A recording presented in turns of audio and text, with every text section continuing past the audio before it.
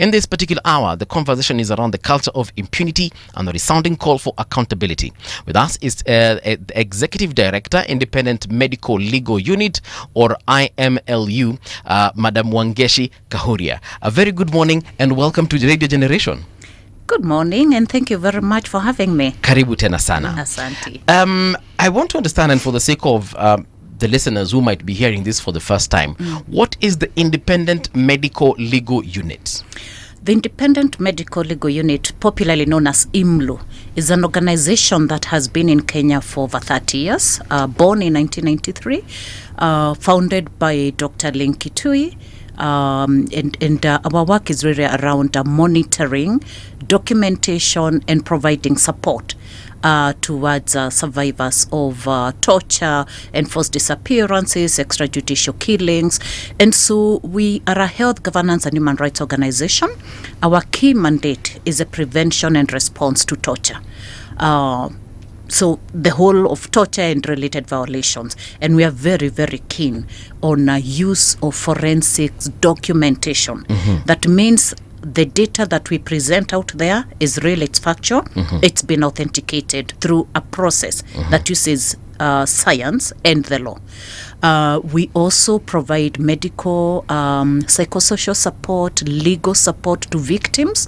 You will see us responding to all these human rights atrocities. Besides that, we are also big in demanding accountability and ensuring that our constitution is safeguarded. The rights of humanity of Kenyans is actually, fulfilled, because that's what the constitution says. So we're very big on that, and also pushing for an end to impunity. So our work cuts across prevention, response, advocacy, medical legal documentation, and this is key. And I would like to speak a little bit to that, when time comes to that, right? Because a lot of families, a lot of community members do not know the essence of evidence preservation and even collection. So I think that needs to be, very well explained to people, right, for purposes of healing, for purposes of justice, for purposes of accountability. You cannot get justice without, having been able to demonstrate that you went through certain violations. Neither can we demand accountability if there's nothing to show us that actually there was excessive use of force. Right. So that's our organization, and we are known as IMLU. Right. You've said that you've been in operation since 1993. So that makes the organization 32 years old. Yes. Wow. There's something you've mentioned there about preservation of evidence, yes, for torture victims. I'd like maybe to understand, since 1993, just how bad or serious is the torture situation in the country? Oh, it's serious. We've now documented almost 7,000 cases. So it's serious. But what's worrying 7,000 since 1993? Yes. What's worrying us is the way it's manifesting nowadays, and the fact that we are openly disappearing people, we are openly shooting to kill, we are openly shooting to maim.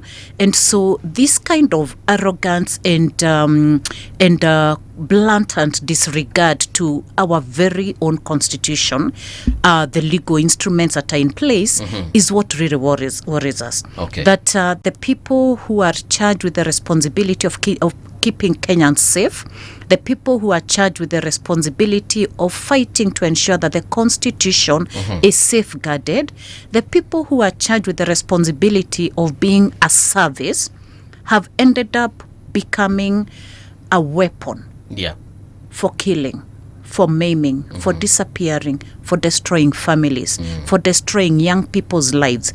And some of these young people will never get their lives back. Not just those that have died, even those with injuries. There are some of them who will never lead a productive life. There are some who will never lead a reproductive life. They will never have that.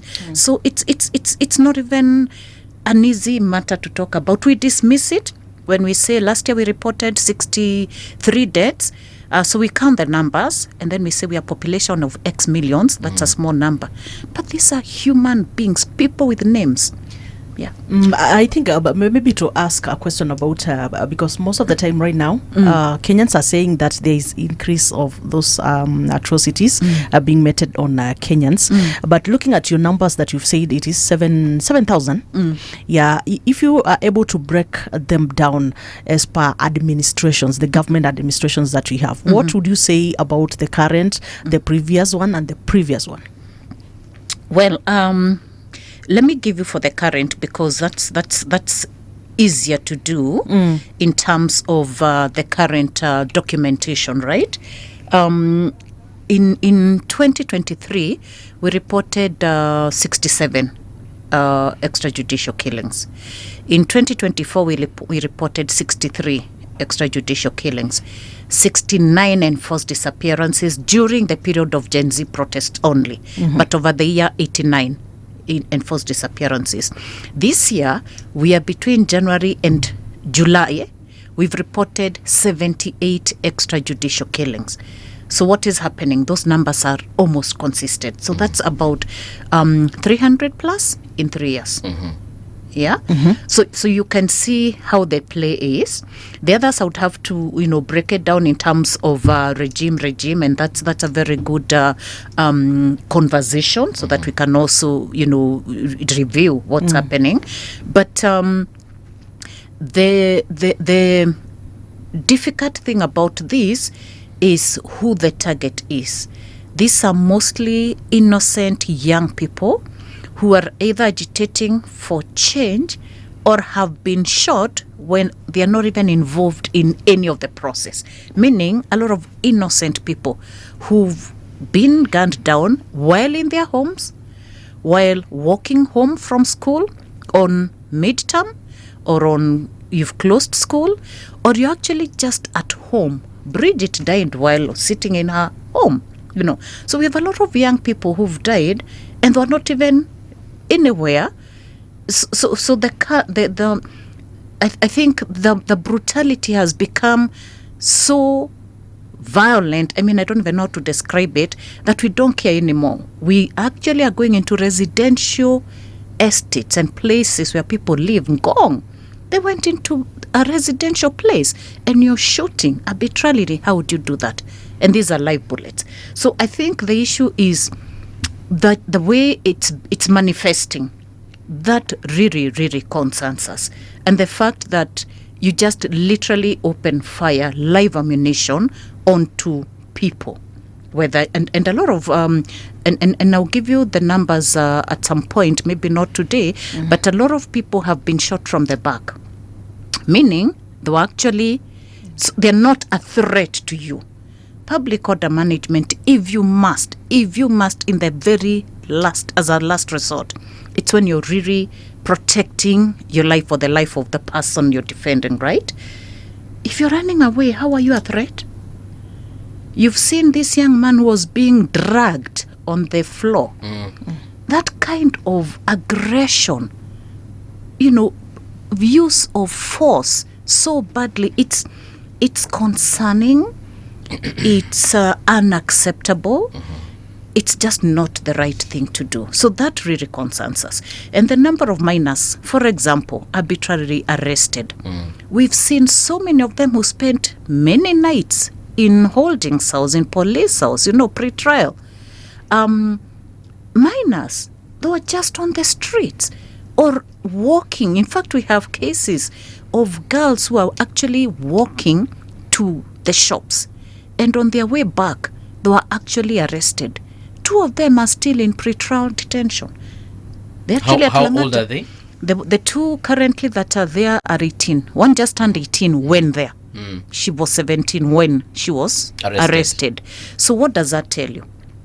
And then you don't charge them, and then, or you charge them with trumped up charges, and then you drop the charges after you've kept them in for several days. We had 68 people facing anti-terrorism laws, Charges, sorry. So how are you, how do you even get to that threshold? Why are we destroying our very own children? Why would you want to put your own country at a high risk in terms of the in terms of the terrorism act. Yeah. Yes. You position Kenya up there because you're trying to silence dissent. You're trying to silence a different voice. What logic is there? What logic is there? I think there's a lawyer who was telling me that once you charge someone with something like terrorism, even them getting a passport is a problem. They cannot get anything. They will cannot never leave the get country, so opportunities outside this country. completely. Yeah. And not just outside this country. Who will employ a terrorist? You know, which school will a terrorist go to? And some of these people are actually young people. So which school is going to go to give to admit you when, you know, a university? So you actually destroy their lives. And also, what does that do to them as individuals?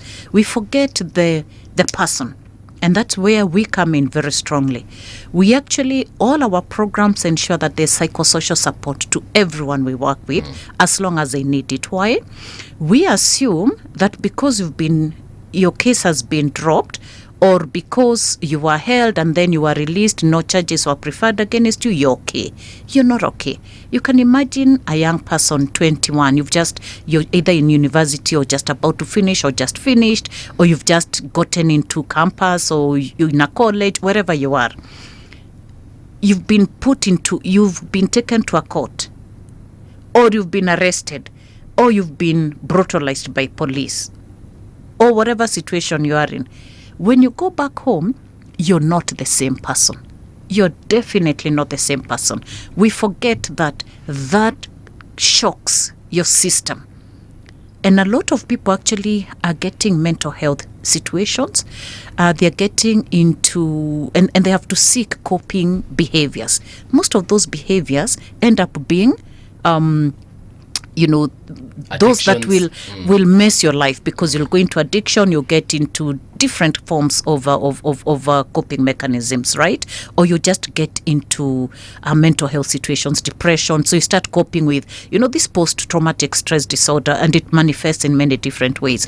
So we are very keen on providing psychosocial support and offering it openly. Anyone who's been through a situation, anyone who's been disappeared, anyone who's been brutalized. And by the way, torture is not just, we don't just talk about torture only. There's also degrading treatment, ill treatment, Maybe we can just break down the kinds of tortures that these victims go through. Let us know that, for example, the cases that you're currently dealing with, or you've even dealt with in the past. When we say torture, what are we talking about? Okay. So the actual definition of torture is someone who's inflicted on pain by a state agency while they are, or an agent, while they're in their official capacity. And that pain is meant either to get you to confess to something or to admit to something. So that is the official definition of torture. So it has to be a manifestation of severe pain on somebody caused by a state agency or security officer, or, in the official capacity. But there's what we call cruel, inhumane, degrading treatment.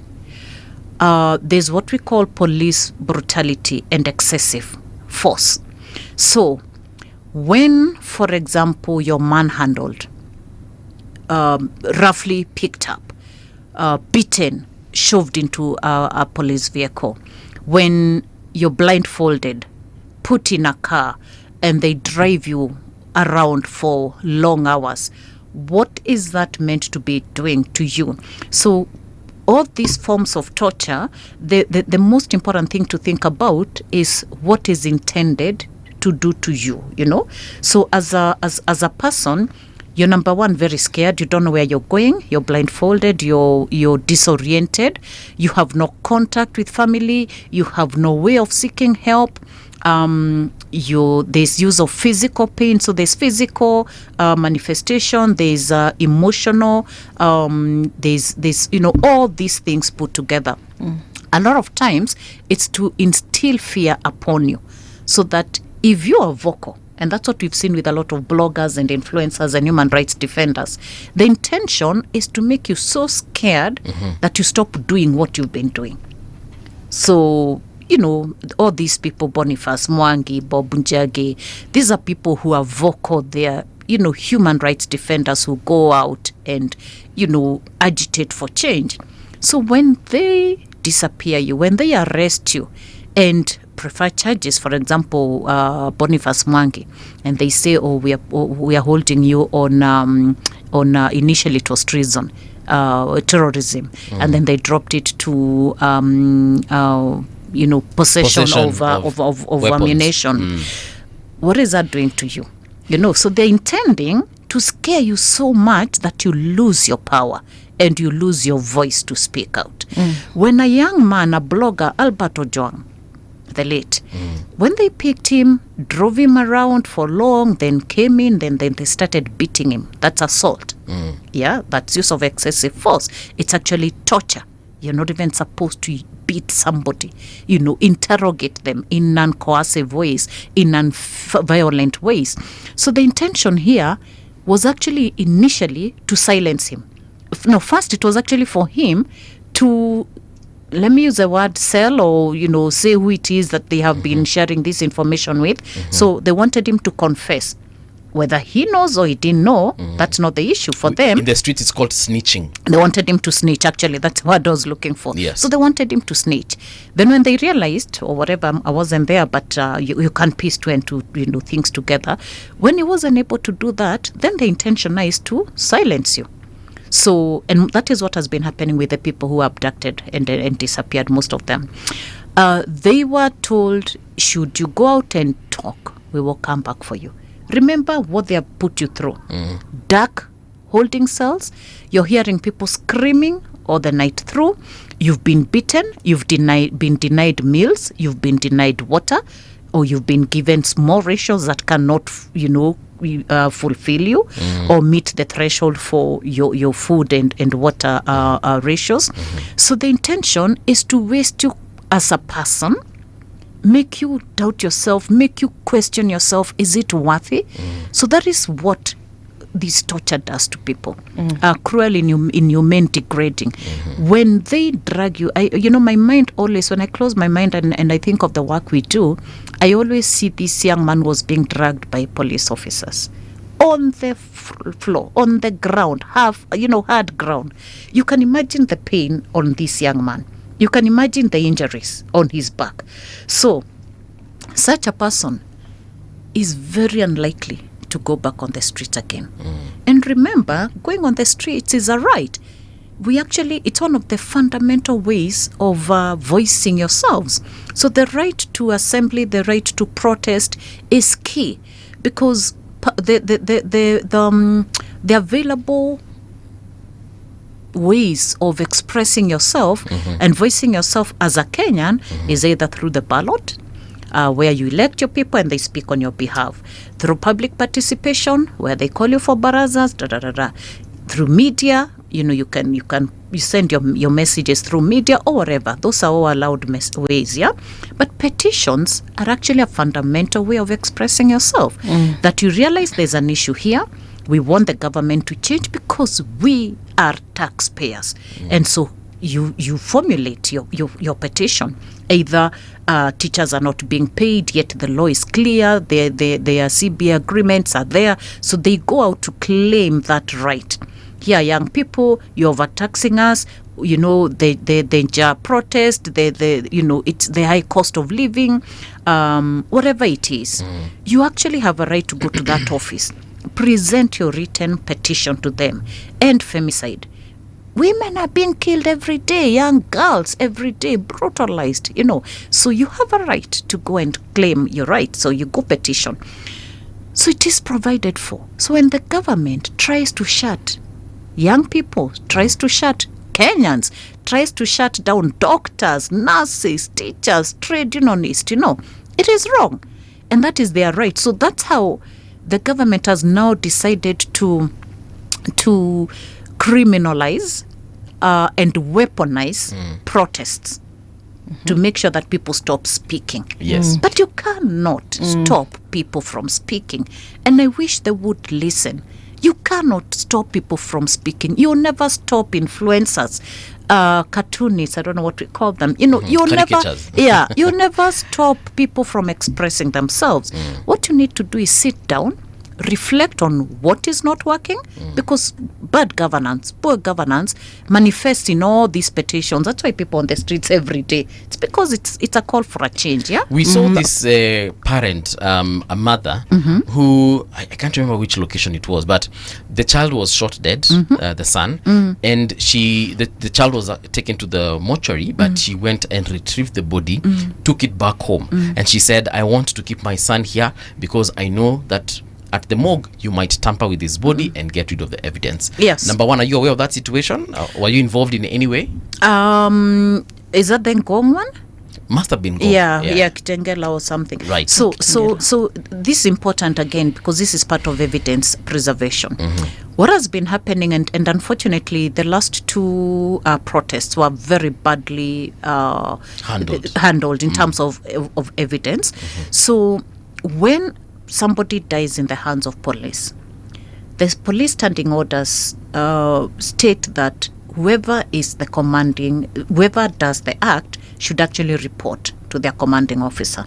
Then the commanding officer obviously should report it to IPOA. Then they should investigate. All right? Now, none of that is done. So what they do is try to interfere with the evidence so that then you don't have a claim on what has been happening, and that's where we come in. So this time when a lot of this last protest, when people died, we had a lot of interference from the National Police Service telling people and families, you don't need to do an autopsy. It's a futile exercise because it's going to cost you and there's nothing that will come out of it. So just go and bury your kin.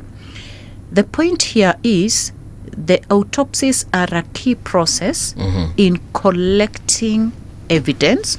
Number one, on what exactly happened, what exactly killed the person, and it gives them the forensics evidence that pronounces the cause of death.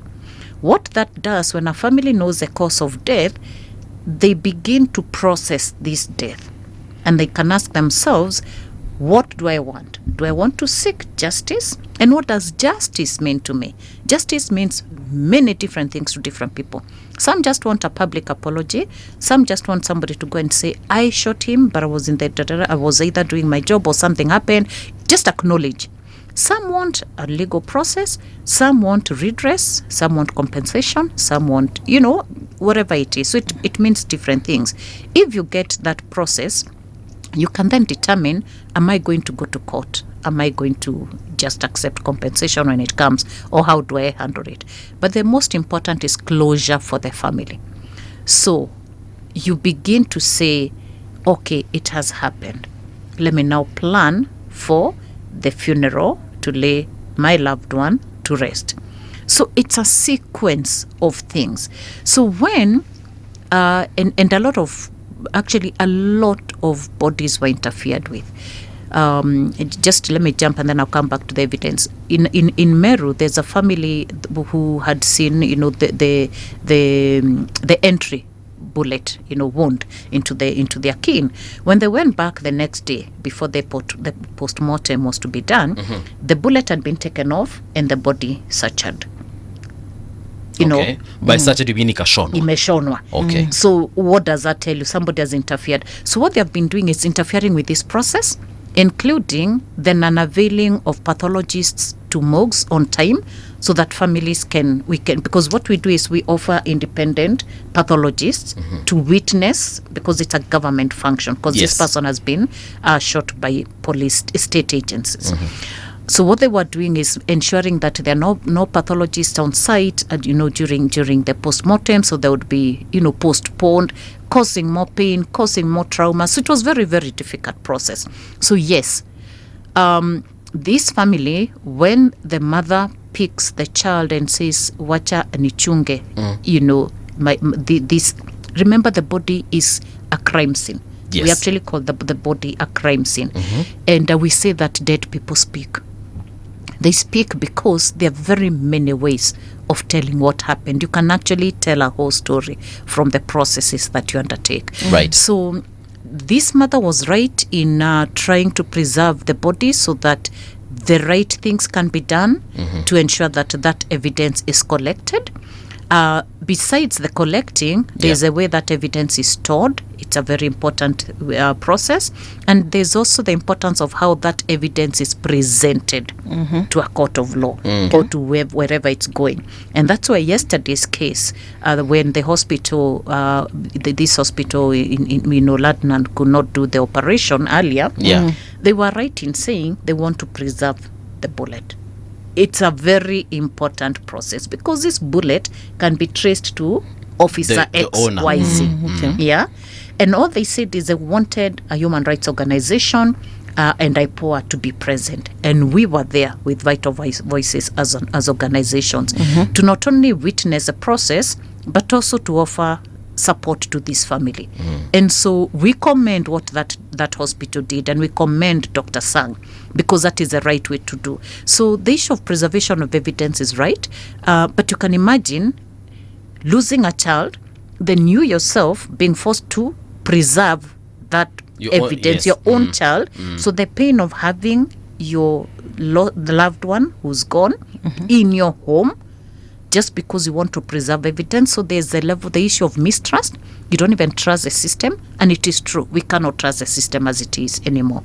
Then you're doing a role that is not meant for you. There's somebody who we pay taxes to, who's supposed to ensure that process is done. They're not doing it. So there's just so many things going wrong. And we need to really discuss them. Yeah. There's an office known as the Corona Services Office, because we have the Act, the National Corona Services Act. This Act provides for the office of a Corona General who facilitates the whole mechanism of managing. Is this any different from the government pathologist? Yes, it's what is a government pathologist. So Dr. Oduor is actually the acting Dr. Johansen Oduor. Dr. Johansen Oduor. Okay. But that office has never been operationalized as an office. It needs to be set up, equipped, facilitated, resourced, tool set up. And we work a lot with that office because it's an essential office. This is what will aid in the issue of management of evidence, in the issue of managing unclaimed bodies, in the issue of providing for dignified ways of protecting human remains, and also managing morgues. Yes. Okay, for a moment, let's talk about independence of these bodies, especially the National Police Service, and also the accountability. Most people have come out and said that we are directing our complaints to the president, who is not supposed to be the one. Like these complaints, we're supposed to take them to NPS. Yeah, and I would like maybe to understand what is the role of the president in this brutality that we witnessed, these atrocities that we witnessed, and maybe is it possible that these people that were involved, each and every one of them, take their own responsibility, and if so, is this going to solve the problem that we are having in our country? Very good question, but very complex. Complex because there's what the law provides for, but there's also a reality check. So what is happening? So I think the issue here is the provisions vis-a-vis how the execution is done. So the law is very clear on the independence of all these institutions. National Police Service, the Inspector General of Police should be very independent. No one can issue instructions to the IG. That's what the law says. Yes. They follow their standing orders. They follow their command responsibility. But in reality, is that what happens? We have seen instructions coming directly, and let me use the last two instructions that were made in public. Shoot to kill, shoot to maim. Yeah? Shoot the legs is basically shoot to maim. Yes. All right. Now, when this is said by the head of state and by the CS, Interior, and he's saying it directly to National Police Service. You even saw their reactions. Some actually said, no, we can't do that. We don't take command from you, and we are also governed by our standing orders. But then there are those who will say, but we were told to. And there's a correlation between what happened on 25th of June and on Sabasaba Day. 25th of June, yes, we had the single highest number of fatalities, 31 plus dead, single day. All right? What does that tell you? Some of these things, we shouldn't take them as easily as they sound, yeah? So the independence of these institutions, interference, political appointments, instructions that are not from the instructions that come from behind the scenes, we know that. So that is where the issue is, and that's what we are calling for. We are calling for the independence of these institutions, including Parliament. The state capture of institutions in Kenya is too deep. Have you had Parliament seriously discussing these issues and taking up a stand? Yesterday, Wamushomba, is it yesterday or the other day?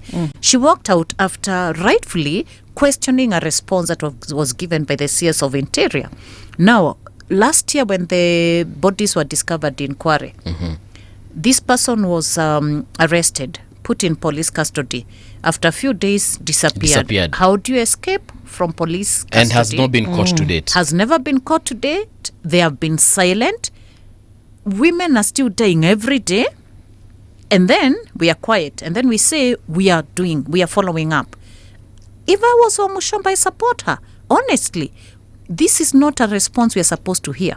But because of this state capture, because no one is questioning and following up, in fact, what the government has done is kept all of us so busy. Every day something new comes up, so we stop this and we start running and following, the new issue, yeah? So every day there's something new. So we forgot about the Kware bodies. Then we forgot the 2023 dates, the 63. We forgot the 67 for 2024. Now we have these 78 so far. And these 78 do not include 20 deaths in prison. Yeah? In detention. So people have been killed while in prison. So in total, 78 plus 20, that's 98. Almost 100 people, extrajudicial killings. So if there's no accountability, we have sort of made it a systemic way of killing, then getting silent about things, and then playing politics. We are doing, and then a new thing will come, more deaths. We even have bodies in Yala, again, that have come up. So the issue you're asking is a very, very big issue. And we are calling as human rights institutions for the independence of these organizations, including IPOA. And we've had serious conversations with all of them on one-to-one. And I don't know... Wangechi, is it that they're not independent or they're not being let to be independent? Because constitutionally speaking, they are independent. The IG is in charge of police and the police... I'm sure they know that. They know. Yeah. So, and even when we, Kenyans go to the streets and say, stop police brutality, we're going to State House, we're going to Parliament. I guess sometimes we probably might be getting it wrong. We need to, in my opinion, we need to target the individual that we think is in charge of these particular situations. But you've said at the end of the day there needs to be that clear separation, because I think I would expect the president one day to come out and say, guys, it's not me, and point directly to IG Kanja and say, IG Kanja, answer these people. That is what should happen. Yes. And what we are saying is, in fact, you're very right. What we are saying is, if they're not being led to, it means then they are not worthy of holding those seats. Because if you are in the position of IG, if you are holding that mandate, you know what you should be doing. If someone is not letting you do it, then let somebody else who can do it sit on that seat and do it. Yes. I mean, we have to make these tough choices. We have to be bold for change. We have to be bold with the decisions we make, and we must own them. I have been in spaces where the IG has spoken and said he wants a real change. He wants a people-centered police service. Okay? If it's not coming and is not able to deliver it, then the best you can do is say, Kenyans, I want to apologize because sincerely I'm not the best holder of this position. And let somebody else who can do it sit on it. That's the right thing to do. But do we do that? Yeah. How many people have you seen owning up and saying, this is beyond me. The interference is too much. This is not happening. Let me stand aside. We pushed the former IG. We kept pushing and saying, please stand aside if you can't do it. Until you're told to go. So they use you. And then they tell Discard you you. discard you. Yeah. So I think, and I love the Kenyan public, that we see these things and we are speaking out. And the voice is no longer civil society voice, because people before used to say, oh, the civil society, they're the ones making it, tumelipwa. No, it's, have these Gen Zs been paid? And by who? Not. No. It's real things and they want change, and they have come out boldly and are calling out for this.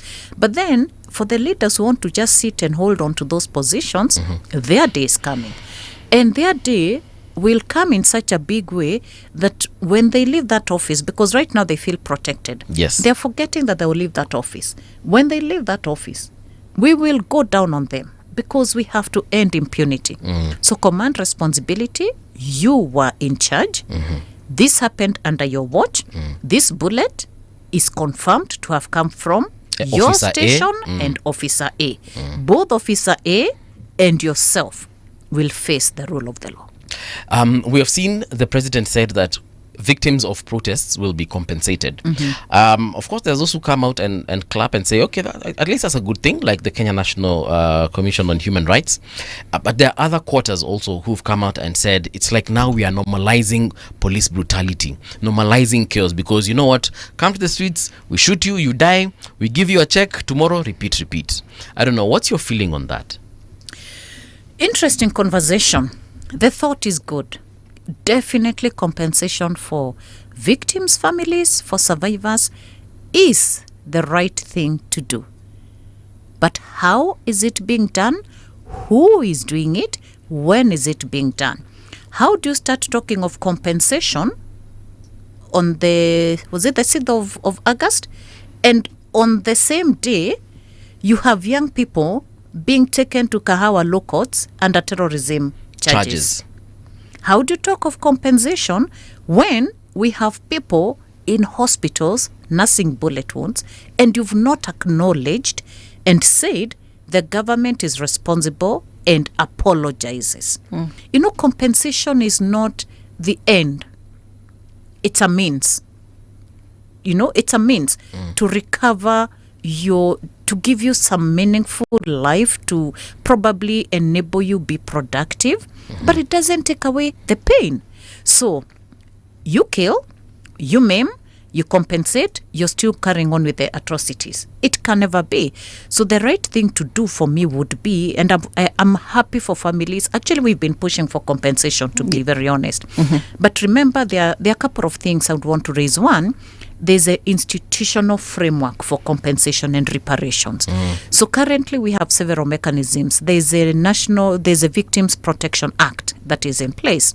It provides for compensation, for reparations, for redress of survivors or victims. There is a proposed there's a Victims Protection Trust Fund that should be established and funded. That is a mechanism that would be proper to ensure all victims are compensated. Now, what has been proposed is victims from 2017 to 2025. So what happens to victims of before that? You know, what happens to victims of SGBV? Because, you know, there are people who've been killed, who've died. So there's a way it's been, the architecture of this is what we are questioning. The intent of this is what we are questioning. Does it mean if you're compensated now, then that is the end of your case? You cannot go on with your case in court because justice, remember, compensation is an element also of justice. Yes. So does it mean you compensate me and I keep quiet? So that's the end. I cannot continue with a case if I wanted to pursue a case in court. So what does it mean? Remember, President Uhuru in 2015 set up the restorative fund with a promise of, I think, 10 billion. It was never effected. Okay, so is this a political issue also? And then there's a big question of the how. So who will be compensated? I have seen loss of property. I have seen protesters who've died and all that. Yeah. So how do we ensure that the right people are compensated? What is the mechanism? What is the structure of that fund? Are we going to be compensating the goons and not the actual protesters? Who were maimed, the innocent protesters? Because we know goons were brought in. We saw police actually provide cover for them. A lot of them were pictured, standing next to a police car and doing whatever they did. They got away with it. So what assures us that they are not the ones that will be compensated? Yes. So there are lots of things that actually need a to lot be of put questions. Also a lot of questions around. We saw an alleged video, or rather a video alleging that police, were also setting people's properties on fire. Exactly. Like a supermarket. Exactly. So is that supermarket going to be compensated? Exactly. So there are legal issues, there are political issues, there are ethical issues, there are institutional issues. All these things need to be thought through. And then what we worry about is this thing of quickly jumping into solutions that are not completely well thought out and that are politically affiliated. So these are broad-based conversation. You're fulfilling political goals, but impacting on real life, human beings. Yeah. So if you don't think through that, we don't even know how much is being set up. Is it a fund then that is going to be there? Remember, 2017 to 2025. Again, has the government assured Kenyans that tomorrow, if doctors go on protest, or Gen Zs want to say, on 25th, we did not celebrate our heroes, we want to celebrate them, would they be met with the same violence that has been happening? So it's not just about standing up and issuing a directive on compensation.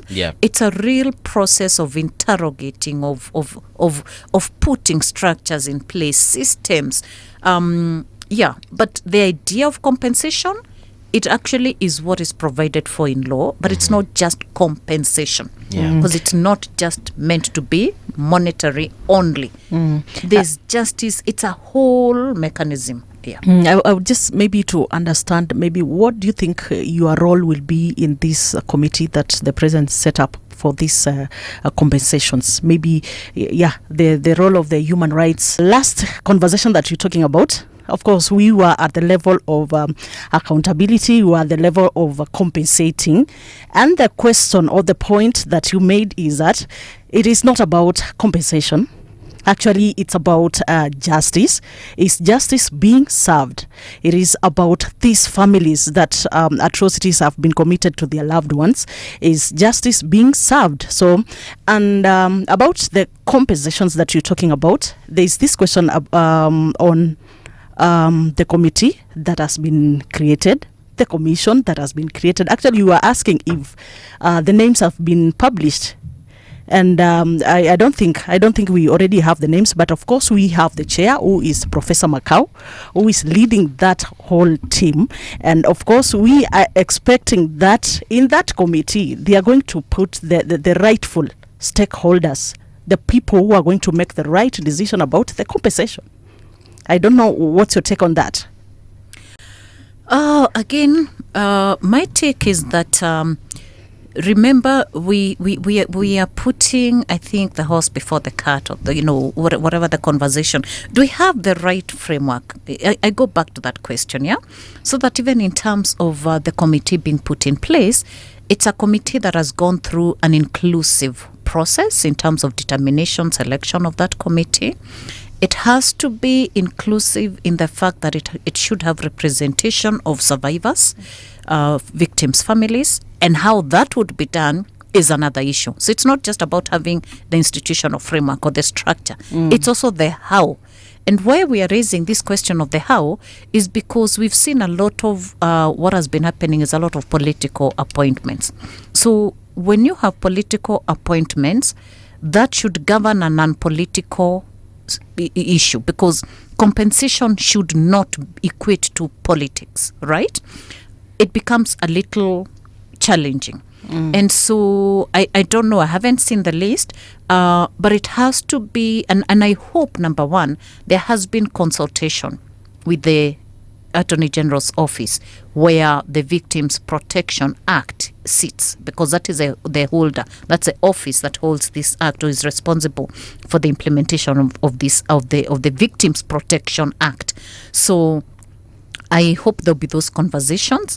And therefore the intention, so political goodwill may be there, but will there be independence of that compensation? I don't know whether it's a fund or whatever it will be called, right? So for the committee, it should follow the same structure, a participatory, inclusive structure. But again, I emphasize, no, we shouldn't just look at compensation. Let's look at closure for families. Let's look at inclusivity so that it's all victims. It shouldn't. There's no victim there's no survivor, for example, who's more or less than the other. Injuries may be different. The condition you're living with is different, but you are survivors of atrocities committed by the government. Yeah. Families of people who've died have actually died. They are not there anymore. Their spaces, their places in families have been left void. Albert Ojwang will never come back. Boniface is gone. The role they were playing in their families has been left to no one, So closure for these families is beyond compensation. I don't even know whether the government, and that's why for me the Victims Protection Act is very, very key, because that also provides for psychosocial support for these families. It provides for, things like Medico. For example, this young man, Sam, who had the bullet, the operation yesterday, he's lived with it for almost 10 months. Then he has the operation. But you can imagine the psychosocial effect that has had on him. His loss of livelihood, he's not being able to work for the last 10 months. So all these things don't end up just in compensation. But compensation has to be there as a component of the reparations mechanism. I hope I'm clear. Yeah, so I'm not against, I'm actually in support fully of compensation, but within the right framework, in the right structure, for the correct people, and it should not be a political issue. Okay, looking at the funding, you had indicated that is it the act, is it the fund that is still being worked on? And now the question will be, where is this money coming from? This is going to, which is supposed to compensate. And again, looking at, you've said there are some people with in the court system who have already been compensated, not for this, but now the question is, for these ones, where do you think the money is supposed to come from? For me, it should come from the national coffers. In fact, and that's why this has, this conversation needs to be very, very seriously, held in different spaces. Now, the perpetrators of these atrocities is the government. Okay? Yeah. For example, these 78 extrajudicial killings that were committed by state agencies, that's why we call them extrajudicial. It's as a result of police brutality.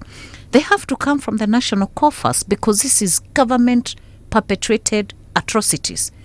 And again, I'll emphasize, it's not that the money is not there. The Auditor General has made enough reports that demonstrate how money is going into the wrong places, right? So if money was put aside for the process, it should be enough. It should be there. So this money will not come from anywhere else other than from the national coffer. So Treasury has to look for this money, and they need to tighten their belt in terms of excesses, wastage, stealing, corruption, all this. By the way, Kenya would be so different if we had dealt with our corruption issues, with our wastage issues, with our governance issues, with our lack of responsibility as leaders. So the money is not an issue. Yeah, you know why I ask that is because okay, this compensation, looking at the amounts of money that you are talking about, looking at the number of people that are being compensated, this goes beyond just a political pronunciation somewhere in a meeting, like we are going to compensate you, because it goes beyond that pronunciation to the fact that people need to sit down. Yeah, look at these are the number of people that you are talking about. This is where we are supposed to get money to compensate these people from. That is why I was asking that question. Yeah. No, it's an important question. So, and for me, that's why I said who is being compensated. So right now, part of what should be happening is that the victims already, because we already know the victims of 2024, for example, we know victims of 2025. Yeah. The rightful victims. So there should be consultation, collaboration, working with, for example, Kenya National Commission on Human Rights. They have all this evidence, they have the data. We have the data. A lot of other organizations, we belong to the Police Reforms Working Group. We have our data set. Missing Voices Coalition, it has its data set. So ensuring that the right people are identified, and then the mechanism of how the compensation will be done. So for this category, XYZ. For this category, XYZ. For this category, so it has to be worked out. And with all due respect, the breaking point will be political interference. If there can be separation and the right institutions and the right framework is left to manage, it will be seamless. But as long as there is interference, and what we are seeing is anywhere where there's a conversation around funds, there's already people aligning themselves. You know, people are thinking, so how will I benefit individually from that mechanism? Not about the survivors. So my urge and my appeal is to ensure that this is a survivor-centered compensatory process. Has to be. We owe it to Kenyans who have died, lost their children, lost husbands, wives, children, aunties, whatever, in the course of agitating for a better Kenya. They deserve better. IPOA was constituted in 2011. It's now been 14 years and counting. Have we seen anything significant as far as victims of torture are concerned? Like, has IPOA delivered justice for anyone that you're aware of? The IPOA conversation is a conversation that takes many different directions.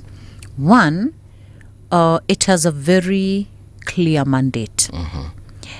That mandate works with a lot of other mandate holders and other agencies. Now, the complexity with IPOA is around a couple of things. One, its role in investigations. So it investigates police officers. All right.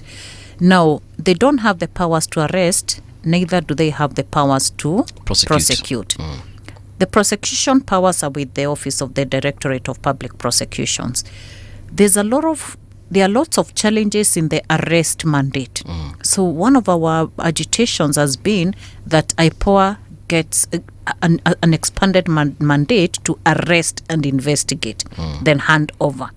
But even the cases they have handed over to... So just to understand you, I'm so sorry, but just to understand what we need in regards to that is an IPOA that has got policing authority over the police. Absolutely. So they literally have handcuffs, they have probably their own weapons, maybe some guns. Yes. So that when they come and arrest Police Constable Wangechi, wanakuweka kwa pingu. Yes.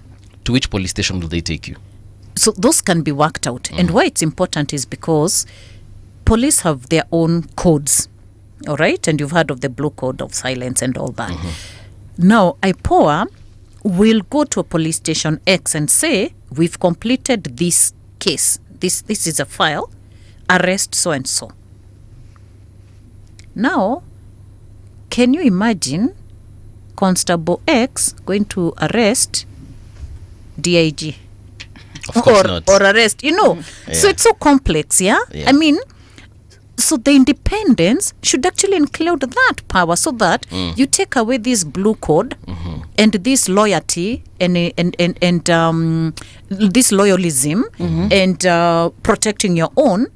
Because I've been in situations where they say, even the police will say, when IPOA calls for a witness, they will say, oh, this witness has to come with our lawyer, the police lawyer, to accompany the person.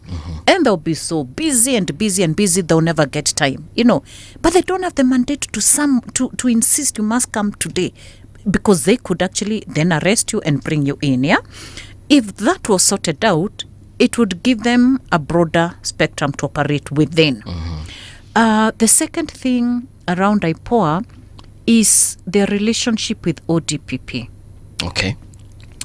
And ODPP, we must admit, is making life very difficult. How so? They have not been prosecuting cases the way they should, because once a file is complete and handed over to them, we've seen a lot of delaying tactics, even with cases that have been in court. The Rashid case, the Baby Pendo case. So and so cannot be found, or DPP, we are not ready, or So the truth of the matter is they need to do a little bit more work there. Number 3, independence of IPOA from political interference, but also resourcing and functionality of that office. They are poorly resourced. They may have operational funds, salaries, but there are no funds.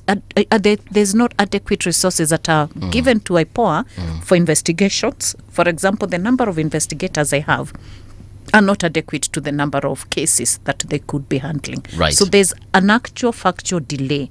However, they could do a lot better. I'm not saying that they have done their job. They could do a lot better. And we talk to them on a day-to-day basis. Actually, IMLU works with IPOA very closely, because for any case that they're investigating, we will provide, we collaborate to provide evidence. So Now, this is IPOA? Yes, you this is actually IPOA. collaborate with them? Yes, we collaborate with them, because okay. if, for example, Alberto Juang Yes. died, an autopsy needs to be done.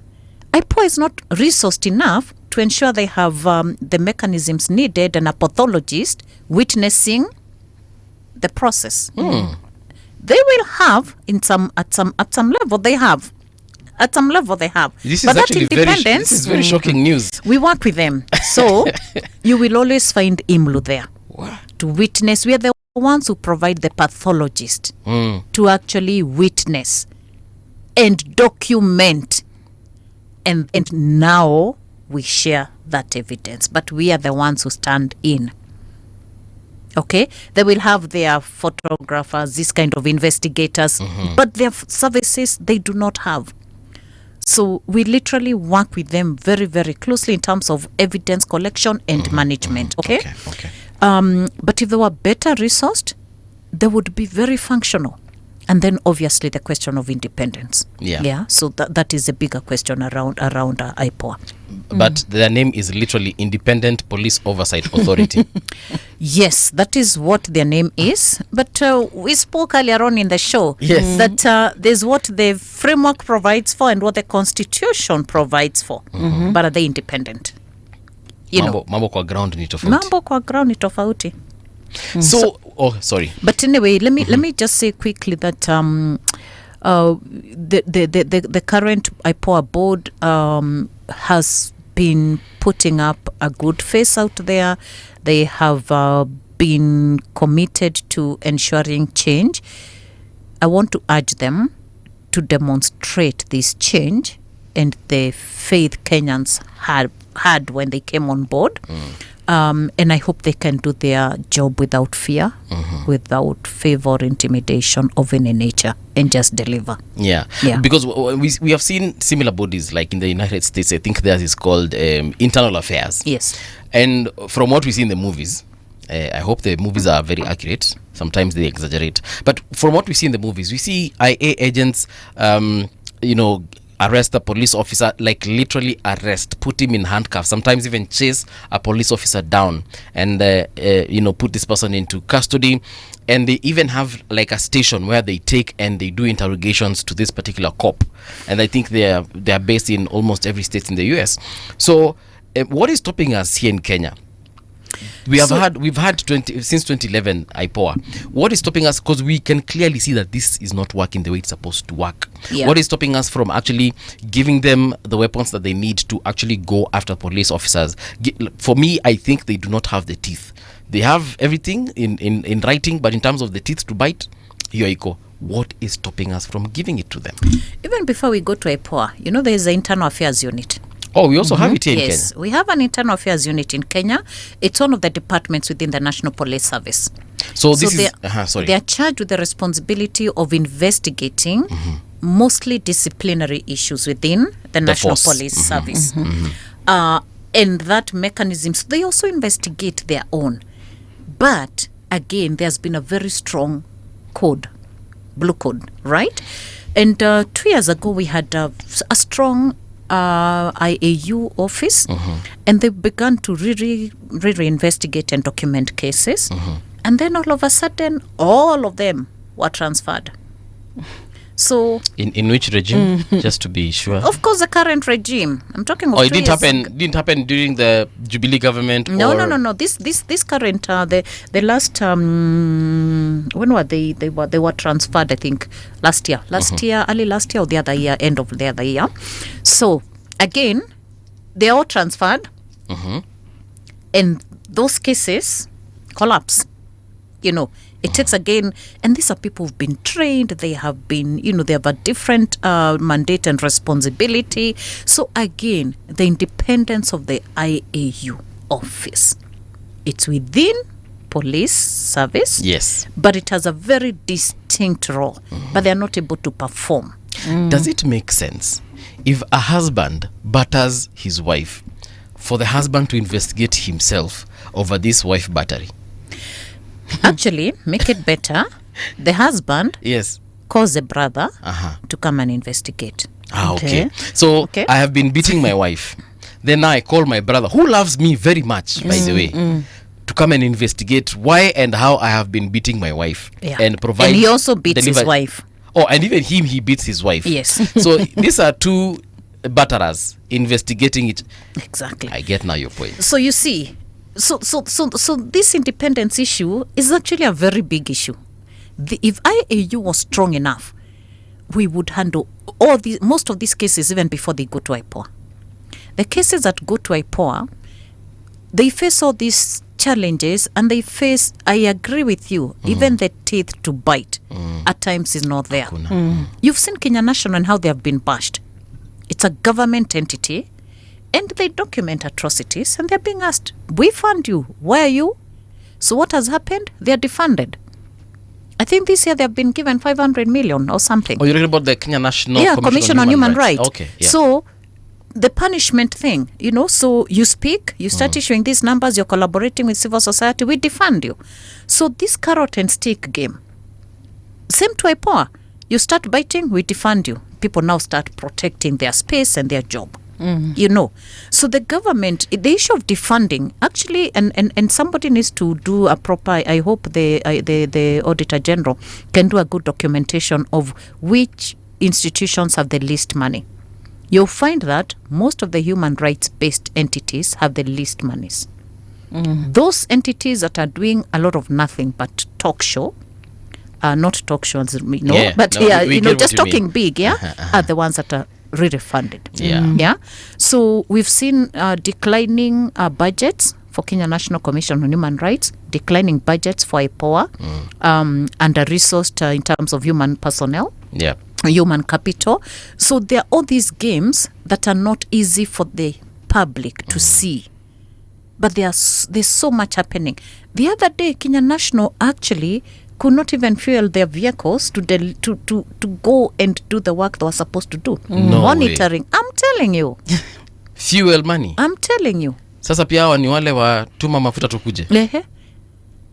But they're doing a brilliant job. This is one state agency that does a tremendous job.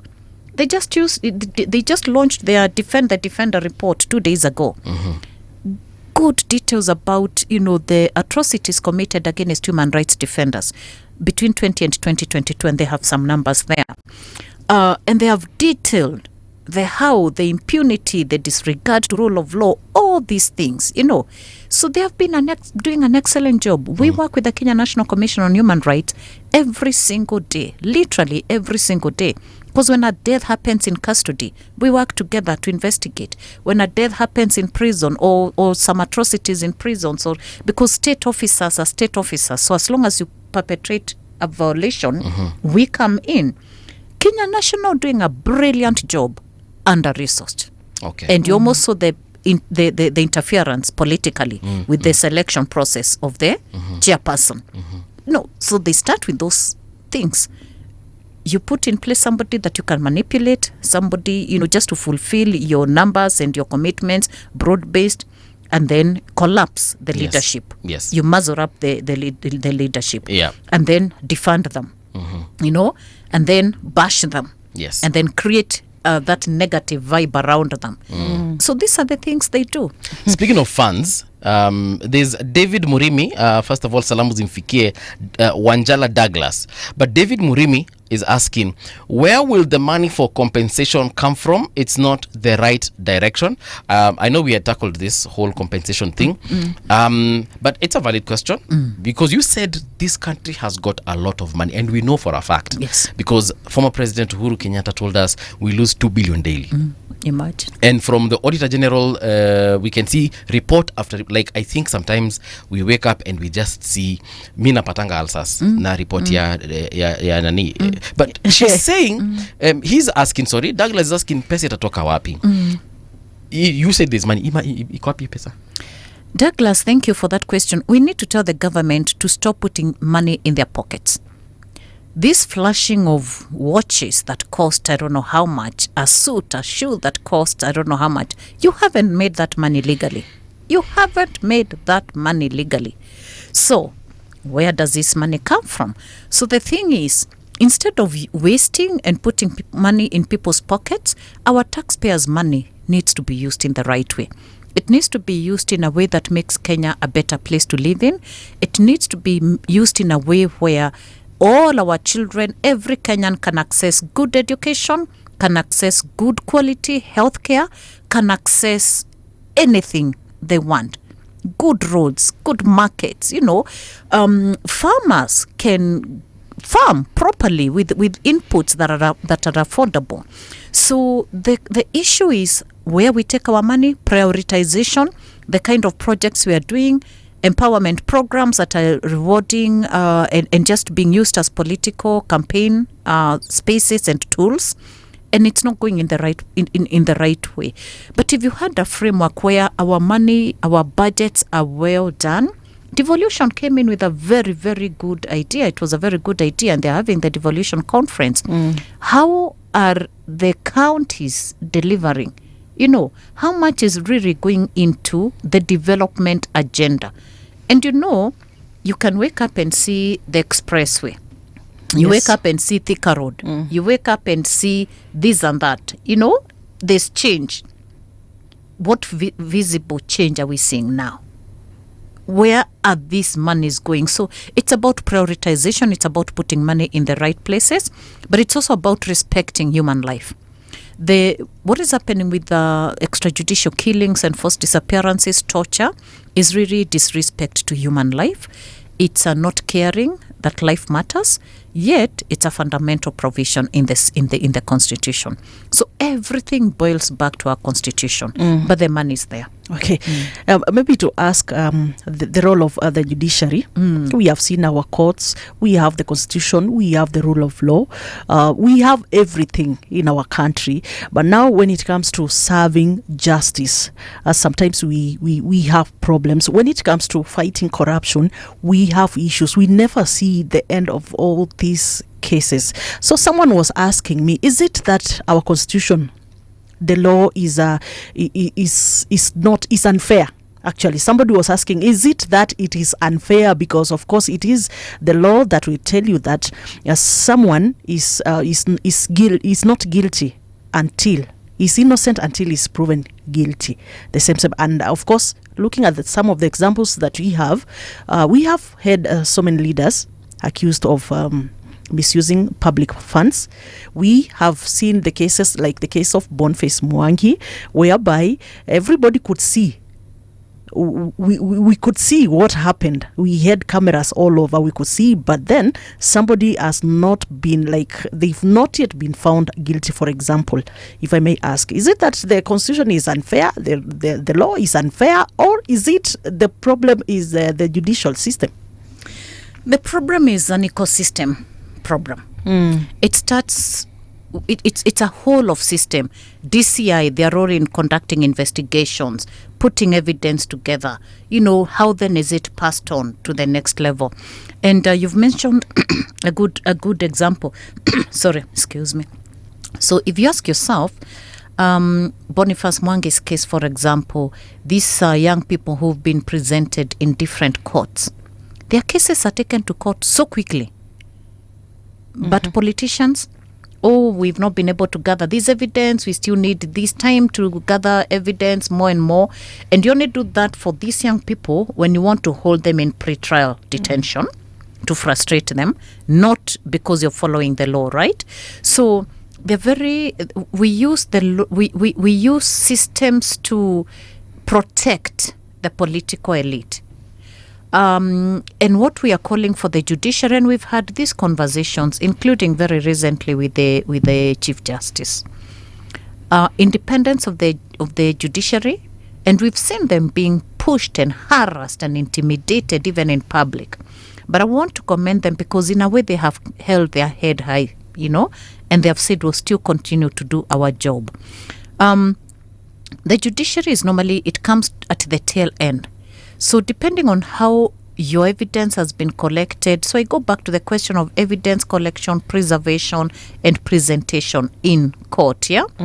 We know, of course, there are still rogue judicial officers. Every system has a rogue person as far as I from where I sit.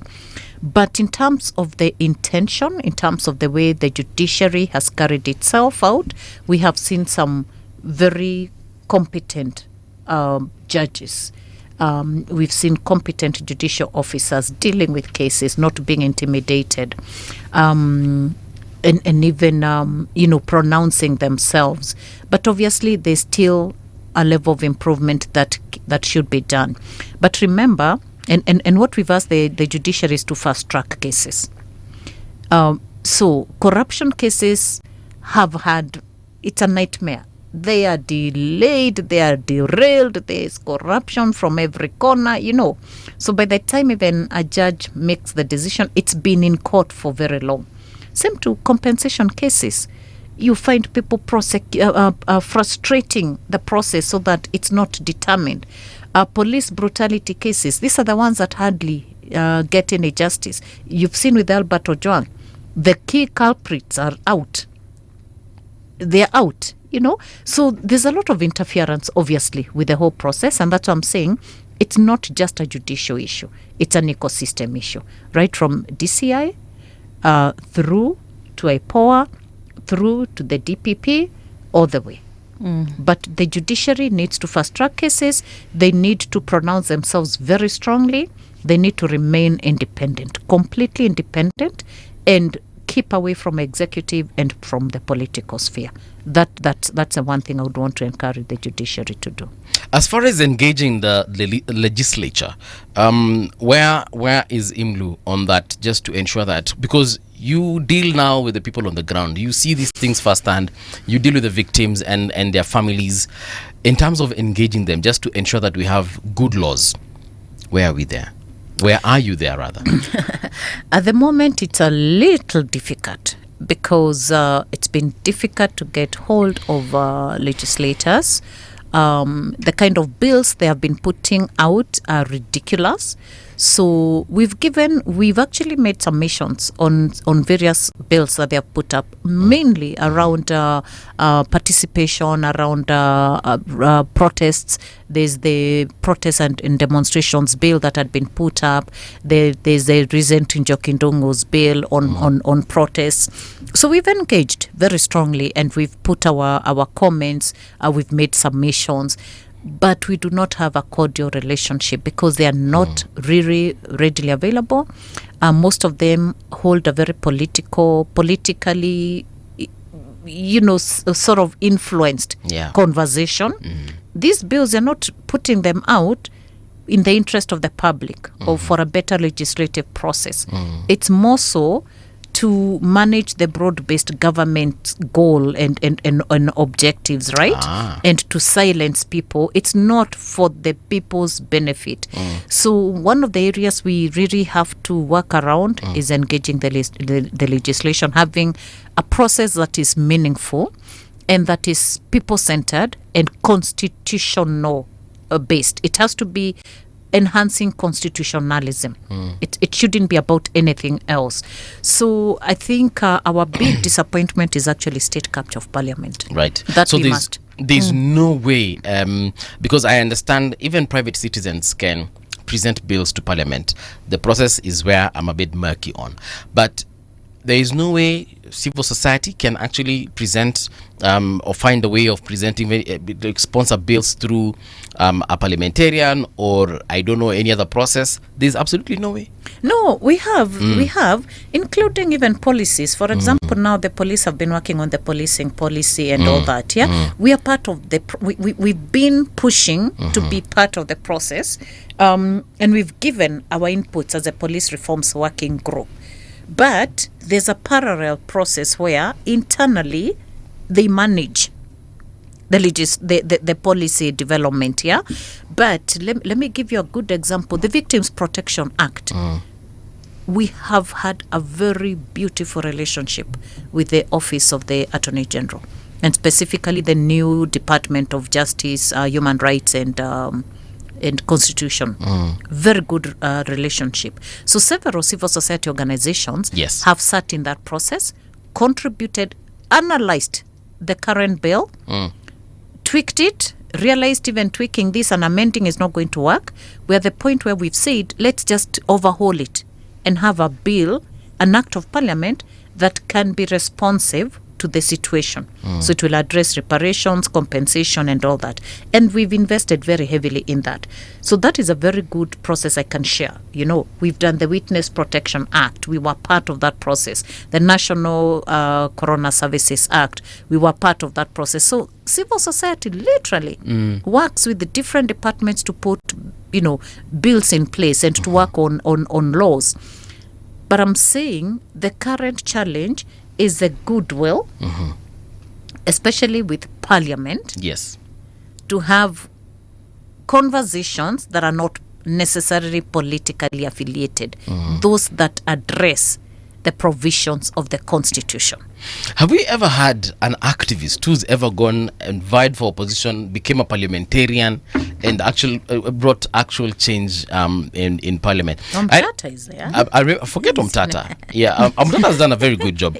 But apart from Omtata, I'm talking about even in the past. I think at one point Hassan Omar was an activist. Yeah, Njokindongo formerly is a women's rights activist and the Supreme Court judge. Right. She was in Parliament at some point. Remember, she's one who pushed the Sexual Offences Act in 2006. So there have been people. Yes. So the reason I've brought that up is there a way civil society can sponsor an individual or two? I don't know if that would be ethical. But is there a way civil society can say, you know what, Mungala Mbuvi, we nominate you to go and vie for a seat. I don't know which seat, but get to Parliament. And not just Mbuvi alone, maybe Mbuvi, there's Patricia, the people who you believe can do something.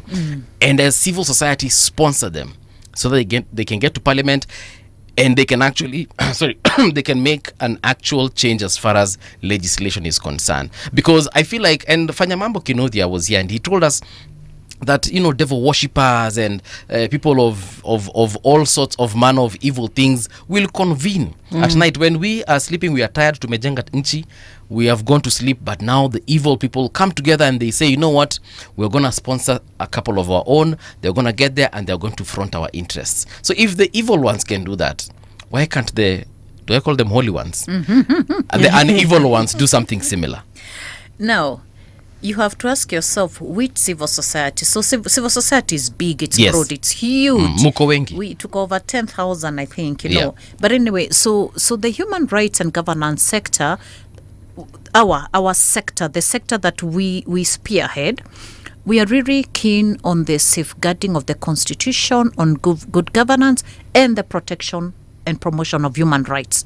So for us, we are not able, let me use that word, to sponsor somebody. Yeah. We want to play the role of ensuring that Kenyans are safe, their rights are protected, they live dignified lives. Right. But the organizations are actually support strengthening of the political space. And those are the organizations that could work with such a person. You know, and it's not even just about sponsoring. By the way, let's not use the word sponsoring because it has a different connotation. Right. It's about ensuring that you support equipping, training, capacity building, strengthening this person, preparing this person to deliver on their mandate. Yeah. But then leadership is also about putting yourself there, asking yourself, some of the best leaders, the Nelson Mandelas, the people who make change are people who put themselves there because they want to see a difference in society. It's unfortunate that, yes, without money in Kenya, you cannot get a political seat. It's almost impossible. But I believe, like the Gen Zs have taught us, it's possible to create change through people-based processes, through people-based leadership. So, and this is my call to Gen Z sent to the public. If they were to agree, this person brings out the kind of virtues and values that we want to see. This person is the kind of a steward, because right now what we want is a steward for change. It's not just a manager, a thief and all that. We want steward, somebody who values transformation and change. If they identified this person and rallied about that person, woke up, got ideas, said we are going to vote, do you know there'll be no need for that money? Because look at what Gen Zs have done. They mobilized their own money. They mobilized money. They have also been supporting and played a very big role in medical support, bail and bond, all these things. They have done a very big job. So they can actually mobilize and get leaders in parliament. And I pray for that day. I can't wait to back Gen Zs and say, because I'm a Kenyan, I am going to be on that, that polling station. I will put my ballot. My ballot will go to the leader I believe can transform this country. So if Gen Z is mobilized, got their people in, they can beat all this political elite. And they will, because they have shown us that it is possible. And kudos to this change process that has happened in Kenya through the Gen Zs. It has changed the way the world thinks. It has changed the way Africa is operating. We've seen countries wake up and say we want to be like Kenya, and given that voice. So it is possible. It's very possible. Mungala, when you talked of if we have people in that we can support, not necessarily sponsor with money, but or who support. have already been there in parliament and so forth and doing something for the people, a thought has come in my mind like this. We've always talked of leaders who should be having that public interest at heart, but unfortunately, what currently we have is leaders who have their self-interests at heart. And that is the reason why that one person who goes to parliament with the public interest at heart, most of the time, of course, they will not make it in parliament because we have a bigger population of people who have their self-interests at heart. But look at Kivutha, for example, Kivutha Kibwana, and what he did in Makueni.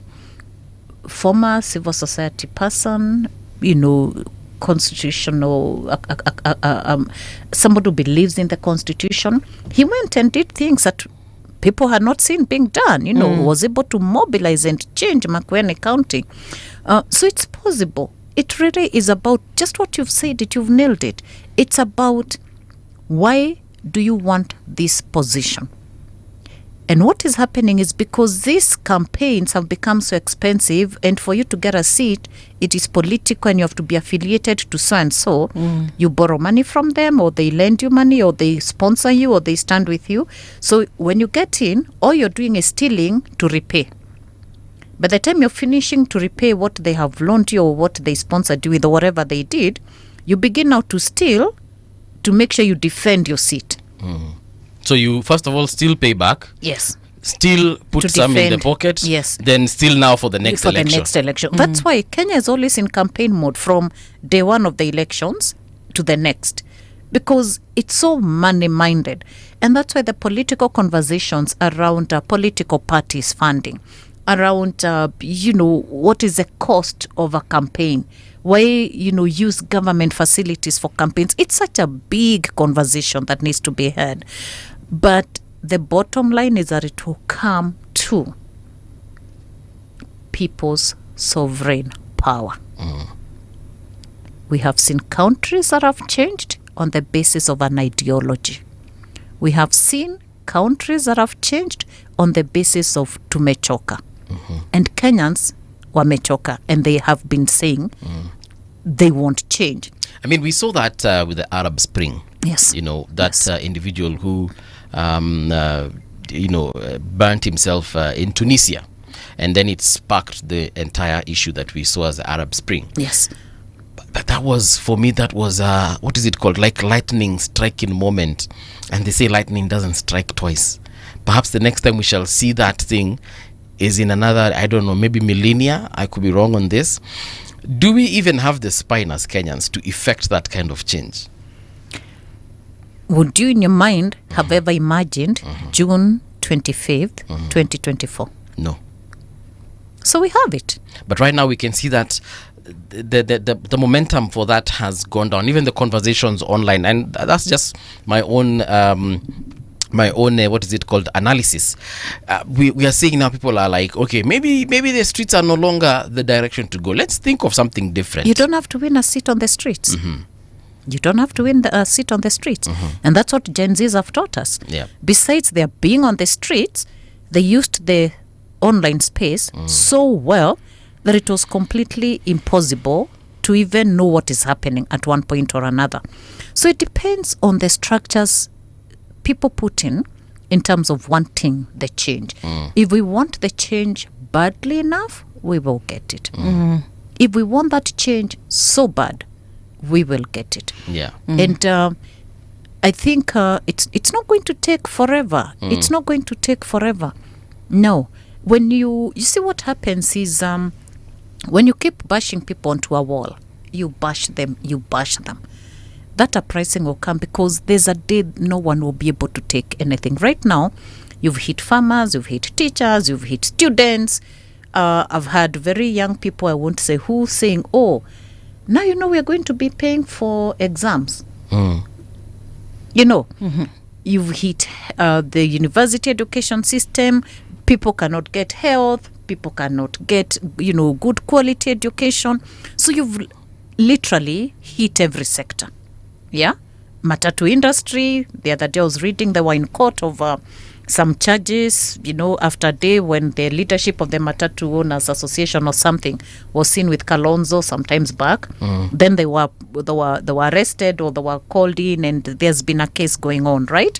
So the more you try to quash and silence voice, the more it becomes bigger in other ways. Voice doesn't have to be just vocal. Yep. Voice is in the way we do things. It's in the way people organize. It's in the way transformation takes place. And if June 25th, 2024 happened the way it happened, unfortunately, for the loss of life, it's really unfortunate. But I'm looking at the mobilization, the number of young people who are on the streets. Thousands. there will be change at some day. When, we don't know, but there'll be change. And I think the leaders just need to listen. You know, Kenya had given a lot of latitude to the regime. All they needed to do was listen. All they should do even today is listen. Listen and change. Don't be always combative and, these are just noisemakers, or, just listen and then reflect and say, just what you said, can we do this for Kenyans, not for ourselves? That's it. Can we just try to do what makes Kenya a better country? Not for myself, but for my country. That's it. I think just to echo on what she's saying, I remember City keeps on saying here that all we need is a starting point, or all we need is that precedence that we have seen. I remember the early 90s when Kenyans really needed multipartyism. Yeah, yes, they did. Yes. A revolution happened, and here we are right now.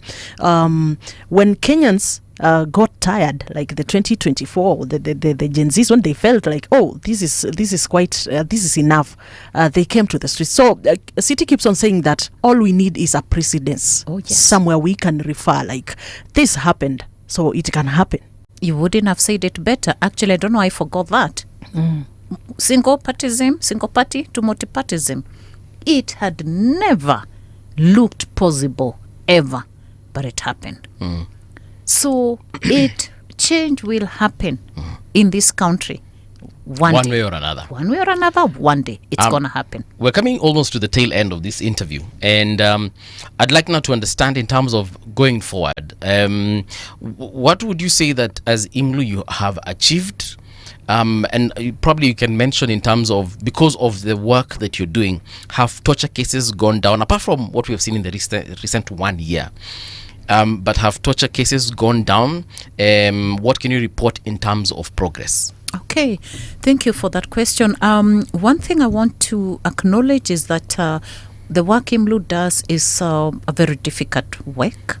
We engage directly with families, we engage directly with people who are in pain and suffering. And I actually want to call upon Kenyans to support our work in one way or another, whichever way. We work with a lot of people who provide pro bono services. We have people in the grassroots, monitors, who actually tell us this and this has happened. Please come and document it, come and find out, come and assess. And actually, that's how we get most of the cases reported, The Rivayalas, all these police brutality. We have prisoners who get messages out. We have deaths in police stations, people who say, an inmate, somebody was brought in yesterday and something has happened. We have morticians who call us and say a body was brought in. It's been booked in under road traffic accident, but it looks like there's a bullet coming. So we call upon all Kenyans, join the IMLU family in terms of you're open to talk to us, and we'll let you know how you can support, or you can tell us how you will support. We are actually in need of that support, whichever way. Number two is that IMLU, being this organization that is equipped to handle the forensics documentation, that's really our niche. In terms of the way forward, we are pushing for the operationalization of the Coroner General's office, so that then we are better able to manage all these issues around human remains, the morgue system, unclaimed bodies, how everything around that sphere of work happens. Number three, we are pushing the government to criminalize the enforced disappearances treaty. We haven't criminalized enforced disappearances in Kenya. We made several recommendations as IMLU to the Universal Periodic Review, plus also the United Nations Convention Against Torture. We are pushing for an end and to all forms of human rights violations. An end to police brutality, but most importantly, both individual and command responsibility. So we have several recommendations that we have made around that, and especially policing reforms, so that we have a system that is better put in place to make sure that we are a service that protects, not violates. That needs to really be there. Then the independence of all these oversight mechanisms. Really, if Kenya is going to transform, that needs to change. But most importantly, for an end to violations, especially during protests. Survivors' families, victims' families need to be the center of what we do. We have to stop talking about the 7,000 and talk of John, of Boniface Kariuki, of Albert Ojwang, of Bridget, of Bob Njagi is a victim of enforced disappearances. Rex Masai. We have to talk of the people, Baby Pendo. We have to talk about these people. The name, the person. It's not just a number. Let's put Kenya. By the way, Kenya is in the United Nations Human Rights Council. Why are we in the United Nations Human Rights Council when we are committing all these human rights atrocities on our own? So there's a big change that we should address in that. And finally, IMLU really needs a lot of support to be able to provide for continued medical care for survivors. This year, we've supported close to 100 people already in terms of, actually, I think the total number is 129 for psychosocial support, medical care, and all these autopsies that we've been facilitating. So we have a toll-free line.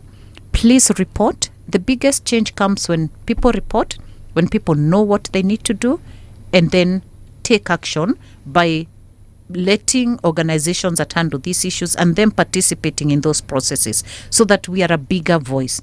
So please don't keep quiet when you know a violation is taking place. Stations that are recorded to have high frequencies of torture of people, counties where during protest we have high cases of police brutality. All those, please report and be part of our transformation of Kenya. I think it's time to unite. And for the media, please keep reporting. Thank you so much for the opportunities that you keep giving civil society, individuals, influencers, and everybody there to just highlight these issues because they need to be known. Yeah. So several action points, but mainly operationalization of the current framework, including the Victims Protection Act, because even if this compensation thing works for the 2017 to 2025, then what else? And the people before. So the Victims Protection Act and the trust fund need to be put in place. And lastly, I really urge the government to ensure that they fund Kenya National Commission on Human Rights and IPOA, amongst other agencies, the Victims Protection Trust Fund, Witness Protection, very, very important agencies, but also let them operate independently. That toll-free line, did you mention a toll-free line? Do we have one that we can actually call? And is it the same line where we can report on the issues? You've mentioned Kenyans can support. I don't know if you meant financially or otherwise. Maybe you can clarify on that. Kenyans can support even financially. We actually we are launching an initiative, and I'll be coming back to that on supporting IMLU to deliver on its mandate, right? Yeah. Because we also need to have Kenyan ownership of solutions. So we largely depend on donor funding. Right. And we obviously know that there have been serious challenges around the way the way the world is governing itself, given the changes with the USAID, the priorities, given there's a Gaza war, there's Ukraine. So funding has really gone down. Okay. And we need to change the way we operate. So we want to have a very Kenyan supported mechanism, Kenyan owned. So Kenyans of goodwill can support IMLU financially, and also in terms of pro bono services, where you can give a service. So that is most welcome. All right. So is there a number we can call? Because I'm looking online and I can see the number is 0800 721401. Is that the one? Yes, that's the one. So That's can I the read one. it out again? Yes, please read it out. All right. Yes. So the number, the toll-free number Yeah. that you can call, and when they call this number, wanasema nini? They just say, maybe they'll just tell us where they are from and Yes. what they are reporting. Okay. Yeah. So the number is 0800 72 14 01. Again, it is 0800 72 14 01. You can also check out their website, that is www.imlu.org. So that is IMLU.imlu.org. Yes. Cindy, Yes, it is. thank you so much for coming to the studio.